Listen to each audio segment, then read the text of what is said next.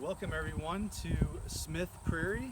I'm Justin Meissen. I'm the Research and Restoration Program Manager at the Tallgrass Prairie Center at the University of Northern Iowa.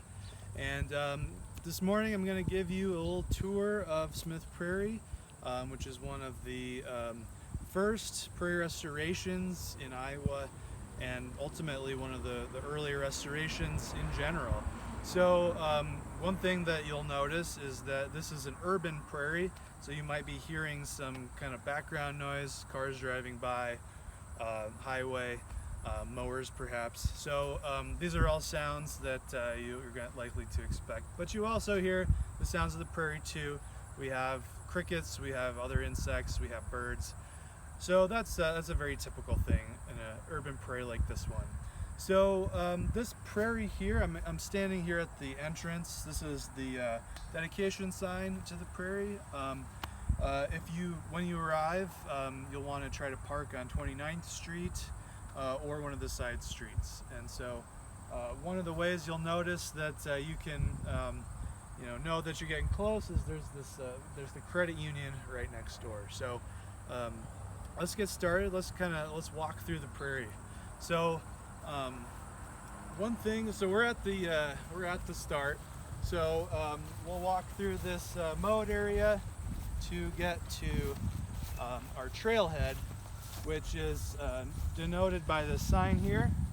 So this trailhead will help you navigate through Smith Prairie, but also you can take some longer walks through UNI's natural areas all over campus. And so we have a pretty extensive trail system that we'd love for you to check out. So if you're looking for some more walking after you've explored Smith Prairie, take a hike on one of those other trails. So we'll be talking right now about Smith Prairie. So again, this was created in 1973 by Daryl Smith, who's a professor at University of Northern Iowa for many years. He was really one of the pioneers of prairie restoration, certainly in Iowa, and this was his idea to convert this old piece of, I believe it was a hayfield before, into a tallgrass prairie. So one of the very first in Iowa. So some of the things that you're going to notice as you start walking through is a very unique vegetation. So we have a lot of tall grasses, hence the name tallgrass prairie. We also have a lot of wildflowers, and they're all sort of mixed up together very closely to each other. And that's one of the keystones of tallgrass prairies, is that they're very diverse. There's a wide variety of different kinds of plants, all packed together. And so this is the kind of vegetation that you would have seen all over Iowa before European colonization. And Black Hawk County was majority tallgrass prairie, except for some of the river valleys, which were forested. And one of the things that makes this ecosystem so important for Iowa and for the Midwest, for the world really, is sort of these processes that occur underground. The extensive root systems that these plants have are actually much more substantial than the above ground portion. So if you imagine this, but just flip it up underground, all over this prairie is really extensive root systems, and that really creates really high quality soil over a really long time. So that's where our really excellent soils come from in Iowa, is the accumulation of those root systems into carbon and other nutrients over very long periods of time. So this is one of the most iconic prairie plants that we have here in the prairie, and this is called Big Blue Stem. You can see it's an extremely tall grass, one of the classic tallgrass prairie plants. You'll see one of the key characteristics that we look for is something that we call a turkey foot. And this particular plant maybe doesn't have the here's a good one. So you can see that this seed head, this flower head, looks very much like a turkey's foot once you get it in the right position. So this is a big bliss stem or turkey foot. So we're going to keep walking through here and kind of talk about some of the other plants that we see, some of the more iconic prairie plants. So this is another one of the big prairie grasses that you're going to see out here. It's called Indian grass, and you'll notice this sort of a plume type of seed head, and again, very tall grass, similar looking to big blue stem in that capacity. So some of the other plants that we have out here, what you'll notice certainly in this time of year in the fall is that basically you see a lot of yellow flowers, and those yellow flowers by and large are different species of goldenrod. And so some folks think that a lot of allergies in the fall are caused by goldenrod, but primarily that's actually ragweed. And so ragweed typically blooms at similar times, and so ragweed typically is usually the larger culprit for allergies.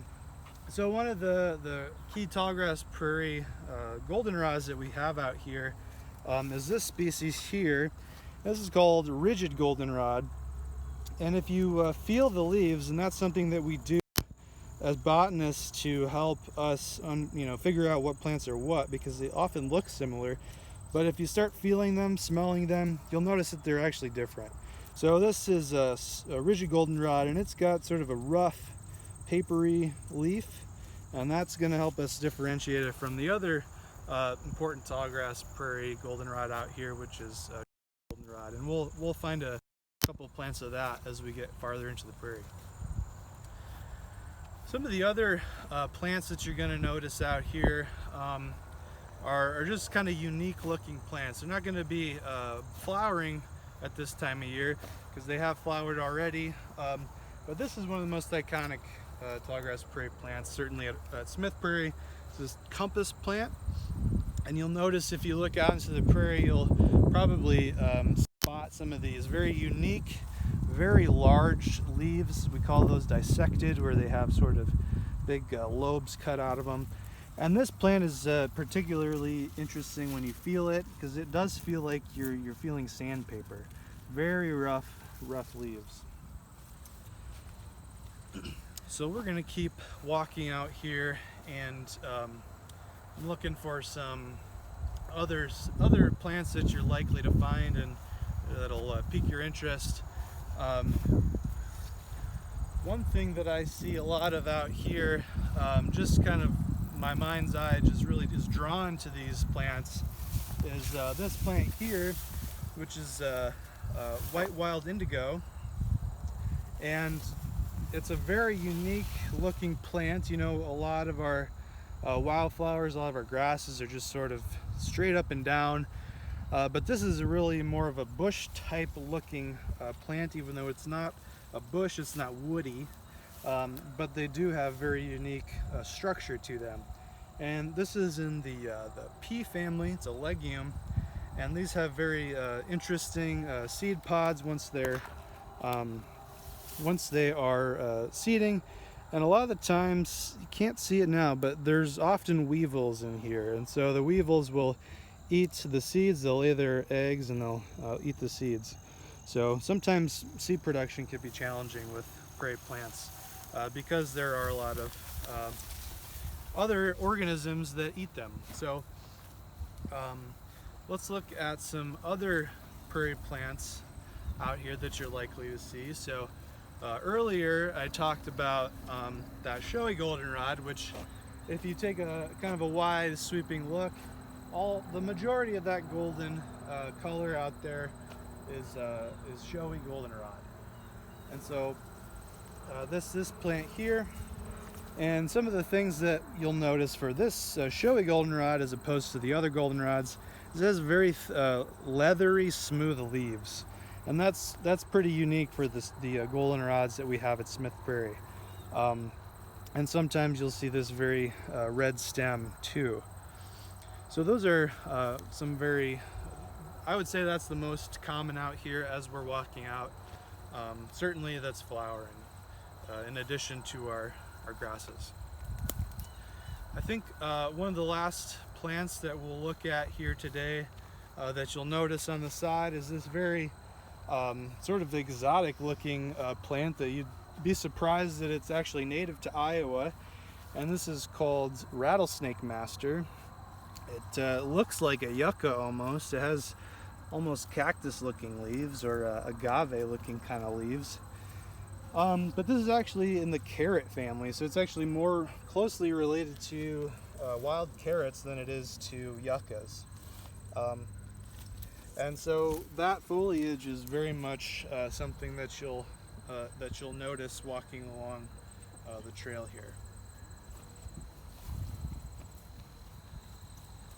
I think at this point I've shown you a lot of what we've got to offer here at Smith Prairie. You'll find some of the other plants that are probably still blooming in the aster family, so look for small purple or white flowers, and those should be blooming throughout the prairie. They're not particularly common right now, but they are out here.